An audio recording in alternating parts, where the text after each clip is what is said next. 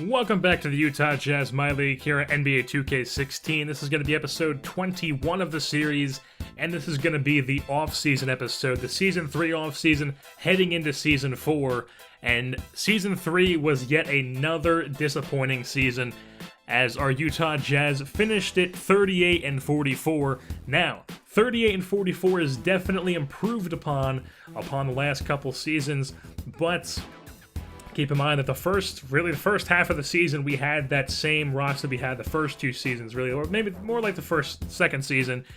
And, they just weren't a very good team. The best overall guy was really Gobert, and we were kind of relying on Hayward, who can never really step up. And Jackson and Korkmaz weren't really getting the playing time they needed. But the second half, when we made those trades, we picked up Conley, who is just a pure, great point guard to have to lead this offense instead of having Exum and having Exum on the bench to learn and not just be thrusted right into the starting role.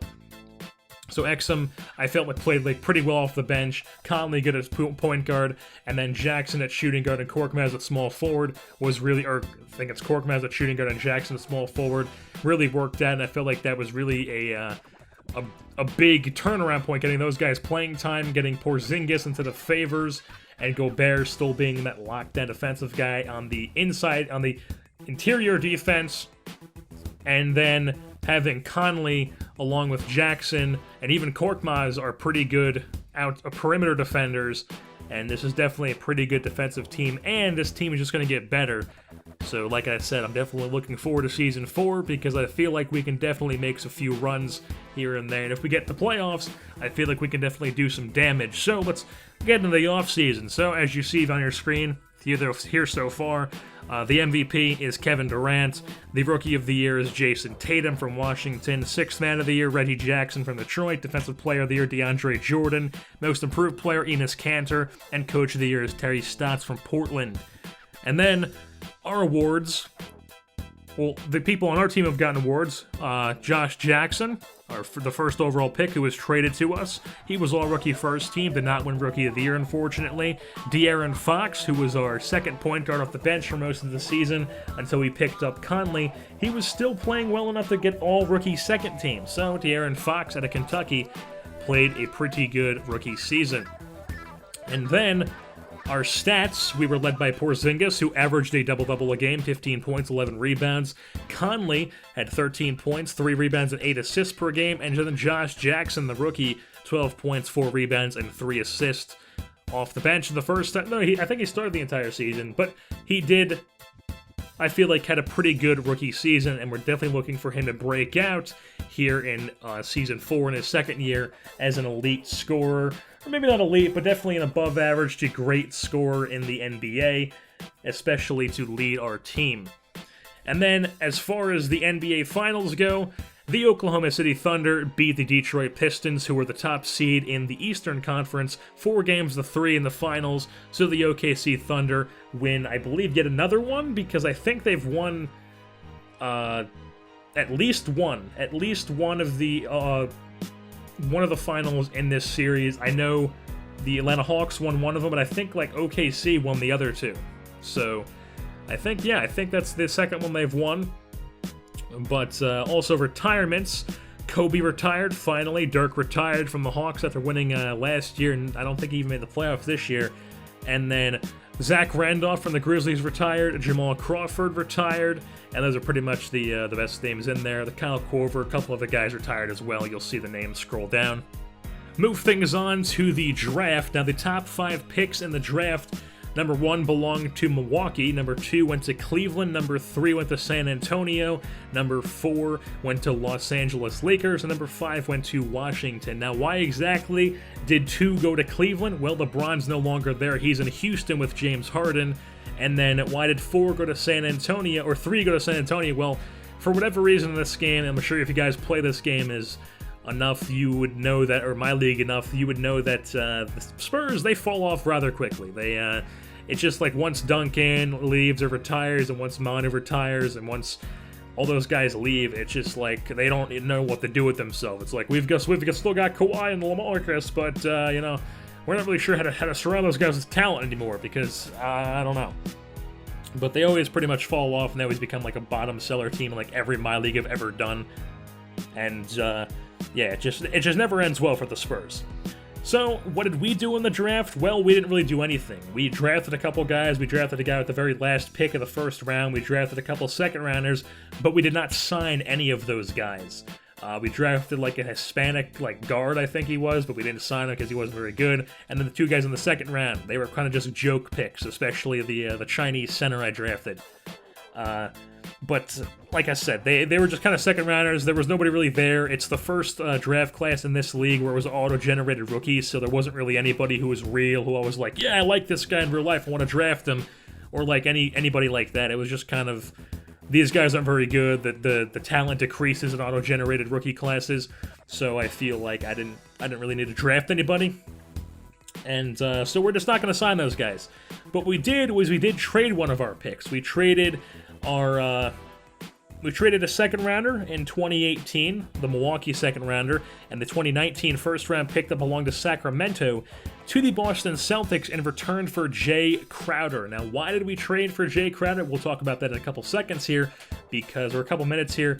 First things first, though, Jay Crowder is a very, very good defender. He can shoot corner threes as well. He can knock down pretty much any three. He's good in transition. He's just a very good, I think he's a very good player. He's going to be good defensively, which that fits in with our team. And I just feel like our team is pretty good defensively. Anything we can do to even more improve the defense is definitely going to help us. Now let's move on to the free agency and re-signing and all that period stuff for the offseason. We had a couple of guys who had options with us. We decided to keep the options, or choose to, I forget what it's called, just accept the options, keep the guys on our team. We decided to keep Porzingis, Kaminsky, Korkmaz, and Lyles are all remaining with the Jazz. We declined Taurean Prince's option. We felt like we already had enough small forwards, and we were going to let him walk and Taurean Prince go into free agency. But what we did not anticipate is that TJ Warren decided that he did not want to come back. He wanted to go to free agency, and he ended up signing with the Denver Nuggets. So, Taurean Prince, I decided, we were not going to bring him back, and he decided not to, TJ Warren decided not to come back, so I thought we were going to have Crowder and Warren, but we did not. So, Warren declined our options because I did try to offer him in free agency a contract, but he did not want that. So, he goes to Denver. And then we also re-signed Dante Exum to a 3-year deal, so Exum's going to be back on our bench as our backup point guard. And then we went into free agency. We signed Dwight Powell, a center, going to be like a backup big man guy. He's a pretty good center. We signed him to a 2-year deal. He's a center/power forward type guy. We signed Nick Young to be just like a kind of depth guy off the bench. I felt like, I don't know, why not sign him? So yeah, he's gonna just be like a depth small forward/shooting guard type player off the bench. He's probably gonna be a reserve, to be honest. So he's a small forward. We signed him to 1 year. And then Edris Adebayo, who was actually a guy who I was thinking about drafting in I think it was last year's draft, but or maybe we did draft. I forget what happened, but somebody drafted him. No, they didn't want him, and he was just kind of sitting in free. I think it was like sitting on somebody's team's reserve. And we decided, hey, let's just sign the guy. So, sign the guy to a 1-year deal with a team option as well. So if we want him back after the season, we can give him that team option. He's a 72 overall power forward. I felt like maybe he could be groomed into something. Maybe when Powell leaves, Adebayo will be able to take over on that spot. Maybe Kaminsky, because I'm not going to be able to re-sign everybody on this team. There's a couple of guys who are going to have expiring contracts within the next couple of years, and I'm going to have to pick and choose who I want. So I'm hoping that Adebayo is going to be able to fill in that role when maybe one of those big men leave, like Lyles or, I don't know, maybe Porzingis even. But yeah, that's the reasoning behind signing him. And then moving on to the progression, without a doubt, the top 3 guys who progressed the most are Josh Jackson, went up 4 overalls, Furkan Korkmaz went up 3 overalls, Trey Lyles went up 3 overalls, but then Rudy Gobert had a down season. He was not usually where he is in rebounds in that top 3 category. He was not like top 5 in blocks like he usually is, and he wasn't like runner-up in Defensive Player of the Year. He had a down season, and he went down 1 overall. So we're going to be looking to get that back here in this season, but I feel like he's still obviously going to be a big part of our team because he still is really good defensively. If he's not that good defensively in Sims, then at least he's going to be good defensively in the games we actually play. And with that being said, that's going to pretty much wrap things up here for this offseason video of Season 3 heading into Season 4. And speaking of Season 4, our opener in Season 4 is going to be at home against the Memphis Grizzlies. So it will be our Jazz, who have Michael Conley, and our new lineup against Gordon Hayward, our former Utah Jazz, Gordon Hayward, and their Memphis Grizzlies, and that will be the opening night matchup for us. So, like I said, with that being said, that'll wrap things up. I've been your host, Jerseyborn, and I'm saying goodbye.